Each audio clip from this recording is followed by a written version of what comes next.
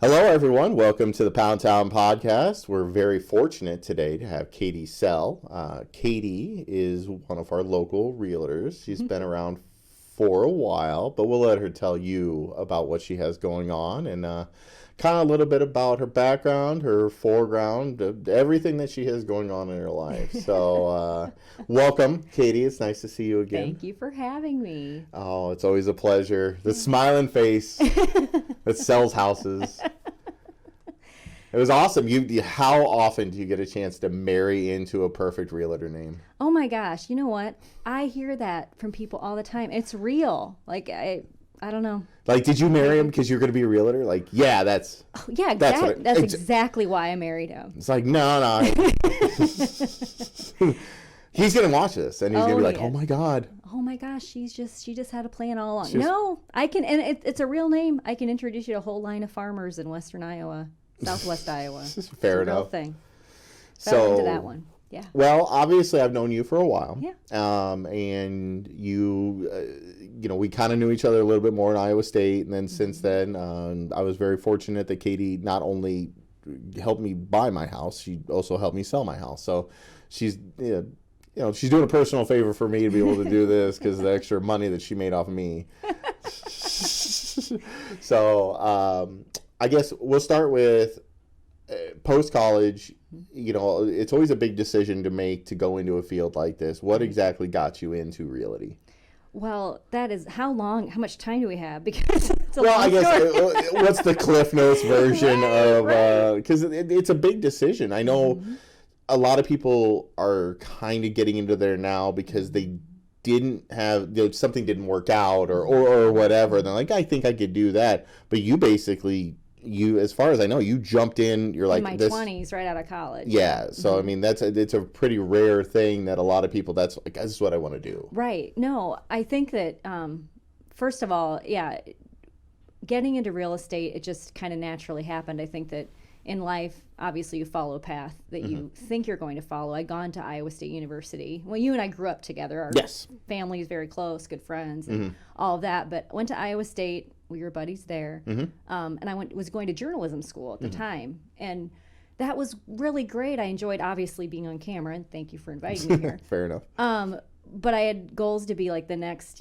Katie Couric or whatever it was. So you had the first name. So you were I was already halfway there. But 9/11 happened, and I went and I actually did an internship. I had a summer study. I was at Iowa State, and then I had finished up my summer study to finish up my degree. Actually, I got accepted to a program at Georgetown University. Went out there shortly after 9/11, and being in that environment in a big city, when you're from small town Iowa, and you love being from small town Iowa, or at least I do, and going to a big city like that after something like a big event just was kind of just a lot to take in. And then you realize that in being a journalist, although it's incredibly exciting, you have to move up the ladder. And that never occurred to me the entire time I was in college. That's kind of like why taking a gap year, like we were talking about before the podcast, or before the broadcast, how much taking a gap year would be beneficial. But at any rate, to circle back to your question, I wanted to be the next Katie Couric, and then it occurred to me, oh man, I'm going to have to travel and move away, and I'm very close with my family. So I'd gotten a job after I graduated, got my degree in property management, and I absolutely loved that job. But no matter how nice I was to my residents, they kept buying houses. I thought, oh man, I'm in the wrong business.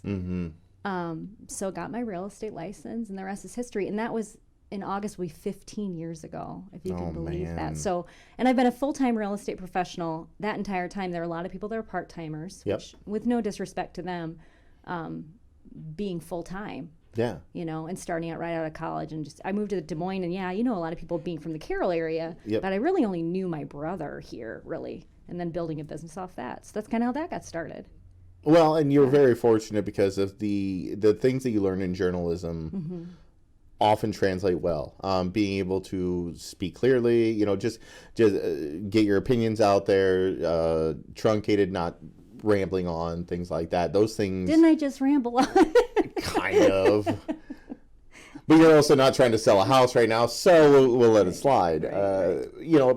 But those things, you don't think of it at the time, but those are real builders for what gives you perfect for the industry. And obviously you have a very positive attitude. Anybody that's ever met you, no one ever goes, you know what, she's a see you next Tuesday, or whatever. Or if they do, they probably deserve it. Yeah, like thumbs down, they probably deserve it. Whatever you might have said to them, I can't imagine you ever. You don't want to see me mad, Nate. I don't know if you've ever seen that. I can't.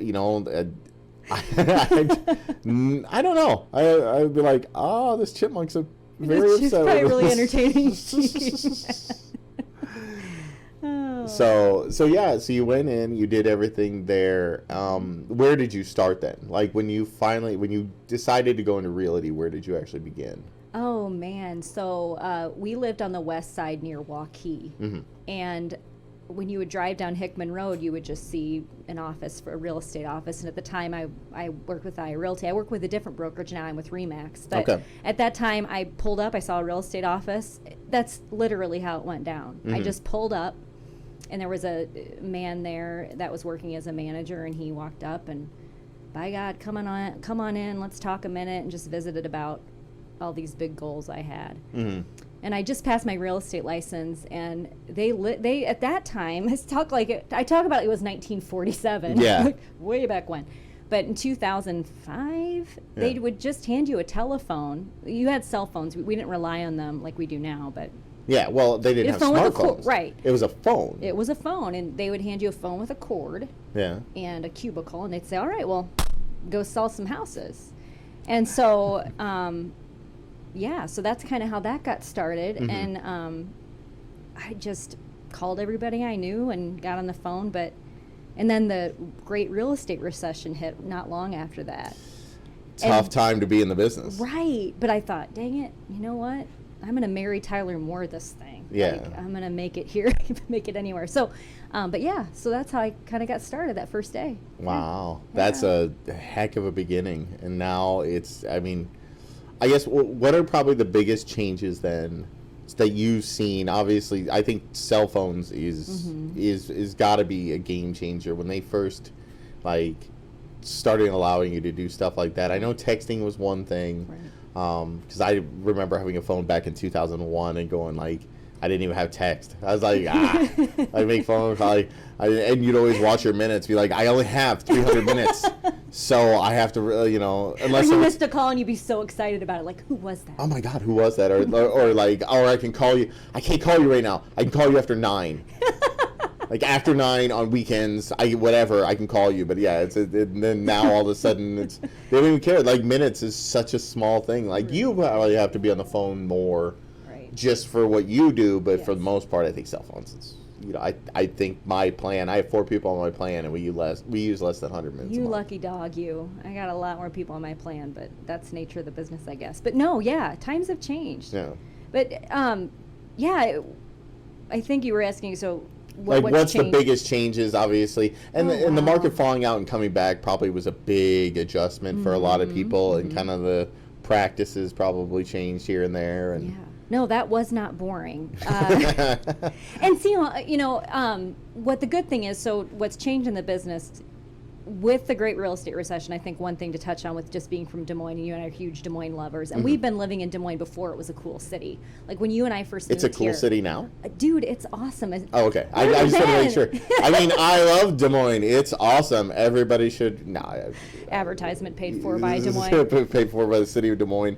That'll be on check out their Facebook page, whatever. I don't know. Des Moines. Exactly. Yeah. Catch Des Moines. Yeah. No, Des Moines, we first moved here, wasn't that cool of a city. Now it's this really cool place to be economically, all this. But even in the great real estate recession back 2008, 2010, right in there, the market really wasn't that bad. But to answer your question about how things have changed, what you can get a house for in Des Moines is obviously... In other markets, you would live in a shoebox in other markets, in other up and coming cities. So in Des Moines, it's still affordable. Still affordable. The other thing is just the introduction of social media and how individualized real estate has become. Yeah. It used to be you'd have these big real estate brokerages. Yeah. And now, you've seen on my social media stuff like Katie Sells Iowa. Well, now that's easy to find. You're on your social media platforms and you just type that in. Oh, I'm going to call my friend Katie, and you can find your realtor. Yeah. And that's good and bad. You know, you still need the support of a good brokerage. But yeah, that's changed a lot. You know, just Des Moines becoming cool and the introduction of social media. And that affects all businesses, not just real estate. Right? Well, yeah. And yeah, Des Moines' expansion's been very, very weird. Like, just to say the least, just because the art scene has changed and expanded a lot. You know, even when I first moved to the Des Moines area, I didn't know anything about Des Moines, and I still get guff from people that will be like, well, you didn't know that was there? I was like, no, I didn't. They're like, you've been here since 2000 whatever. You know and I'm stuff like, about Des Moines. I do now, like, but people will ask me like, Right. oh, you didn't know about this? Like, no, I had no idea. Right, Like, well, why wouldn't you? I'm like, I lived over on the east side for a while, and they're like, you didn't know this place was over here? I was like, no. Right. Like, you lived there for 2 years already at that time. I'm like, okay, but I didn't. You know, just like anybody, there's a certain radius that you really don't leave, and I just was always at that radius. So when people would be like, "Oh, this event was like 3 blocks away from your house," I'm like, "That was 3 blocks I wasn't walking that day." Like, it was just it was always those type of things, and it's now I'm starting to see those, and with social media that becomes more prevalent, Right? Because there's, you know, not only is it checking juice at the time, or whatever. Where did juice go? Went to the way it's a newspaper. It's gone. They're all gone. Here lies juice. Yeah, exactly. I went and visited the grave a couple times. It was that. nice. That It was was a good really nice, publication. and it's surprising that nothing's coming to fill its place. There's a couple different things. City View kind of came in and kind of came in and did it and whatever. Essentially, City View is just now juice, you know, for what it is. It just tells you what's local, what's coming up, and everything like that. But that was the only way you found. That was the, you know, back then. It was, you had no idea what was going on unless if you were looking through the back page. It was like, hey, coming up this week or this whatever, or this is event's coming up. Festival or whatever. Now people can pay for ads. You know, unless if you're off social media altogether, which I think is difficult. Right. If you're in an industry where it's dependent, your industry would be almost impossible to not have some type of social media presence. True. I don't think you would benefit from like a Twitter, just because, like, oh, if you have Twitter followers, it's like I'm not saying anything important. I'm just trying to sell a house, you know, or or whatever. I'm trying to help people buy houses and different things like that. Sure. But Facebook is definitely, you know, unfortunately a juggernaut that is tough to get around. But just from the ads perspective, you know, it's essentially the newspaper. Right. You're like, I need to put an ad out. Well, I think the prices are fairly reasonable. You can reach a bunch of people, and it tells you how many people you've reached and stuff like that. If you put it in a newspaper, you don't know how many eyes saw it.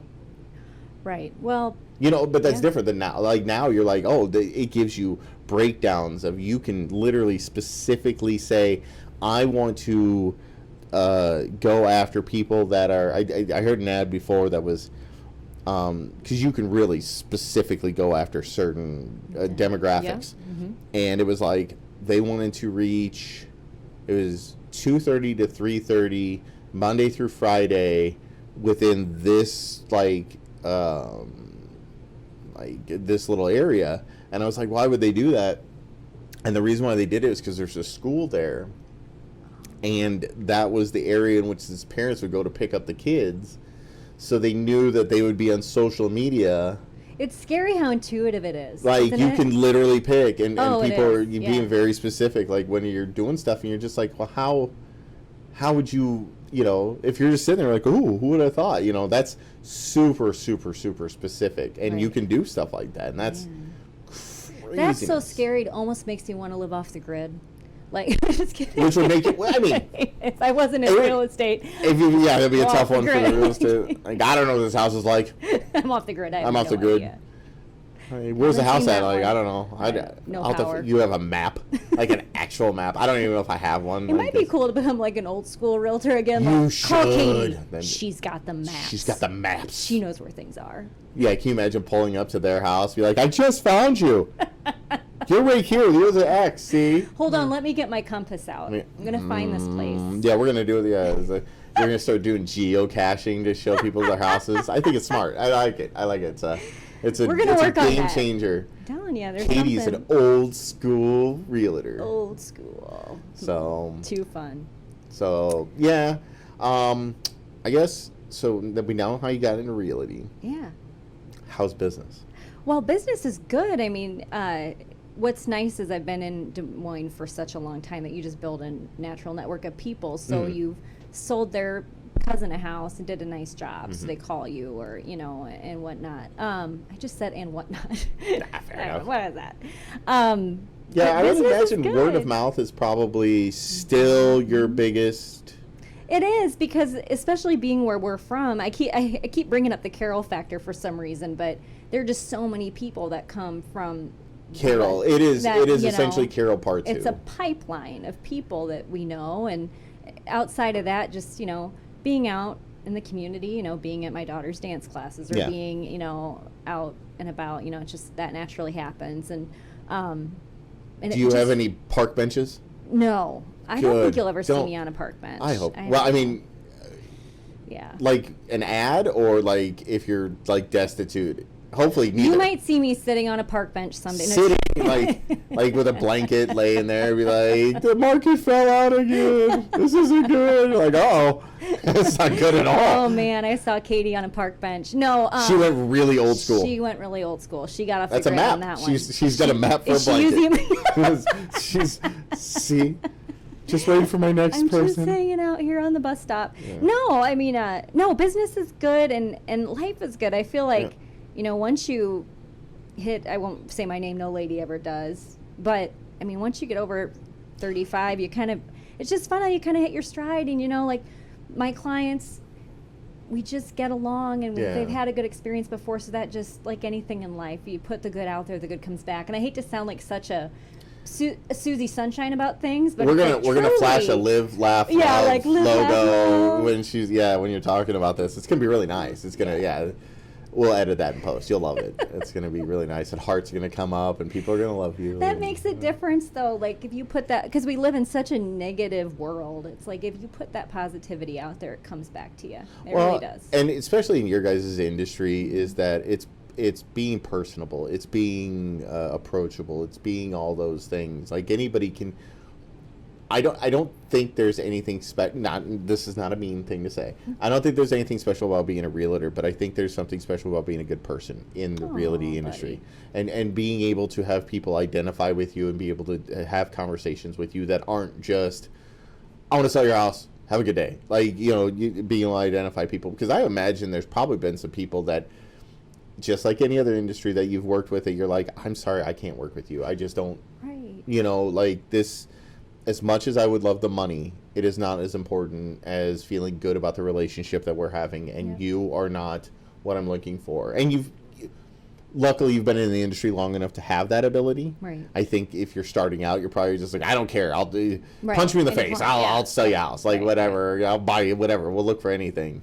So I think you suffered through, I guess not suffered, but got through the hard part of the fallout. Right. And like you said, Des Moines didn't get hit as hard because it's Des Moines. It's Right, just not, right. it's not recession proof, but it is definitely built easier for recession, because just the amount of people that work here, it isn't overpopulated. For That now. helps for now. Well, yeah, I was gonna say Waukees getting a little bit bigger. So It's so fun, though. We have an IHOP now. oh my God, you guys are, that's a it's like, oh, it's not big. And we have a Starbucks. I'm not even being facetious. No, I know. Like, truly, like it's becoming a thing. It is fun. very weird. But the thing that throws me off about Waukee is that a lot of people that live in Waukee work downtown. But there's a lot of housing close to downtown that people could get into for a lot less money. And they're not. Like, those type of things, like, well, I want to live in a good community and stuff like that. It's like, yeah, but the community is only good because the people moving there. If you move a bunch of people into whatever community, and as you know, buying is better than renting. Well, especially now with rates like 3.7 or whatever. Oh yeah, it's so much easier and stuff like that. And I mean more from the standpoint of having a neighborhood. Right. Like, you know, if you have a bunch of renters, a lot of people don't care about the property. They don't care about stuff. There's no invested value, anything like that. When you have a lot of houses that are purchased, I want to keep the house looking nice. I want to have all that stuff. So I know walkies, whatever. But I've seen some of the prices of houses out there, and I'm just like, I can't even sniff a house out there. Like, I would have to live under a house out there. Oh, shut your mouth. That's not true. I don't make Katie sell money. Oh, I don't know anything. I don't know anything about that. I only tell the IRS so much. Yeah. I cash tips. It's like, what? I take cash tips just in case you wanted.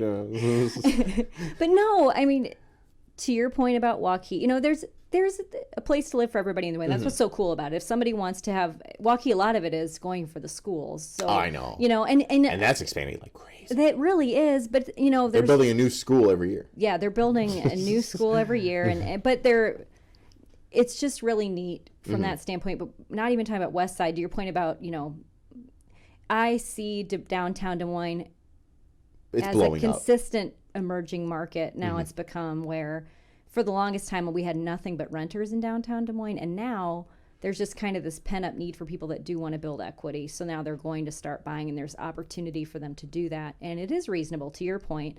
But the funny thing is, Des Moines, not funny, haha, but it's just bizarre how it's remained affordable no matter where you go, even though Waukee or, you know, the West Side. But you're getting a yard, too. I mean, you have to look at the places. And schools and parks and all that good stuff. And you get that downtown, too. I mean, it's just, there's really no crappy... Can I say crappy? So there's never crappy. This is not FCC regulated. You can. Watch this.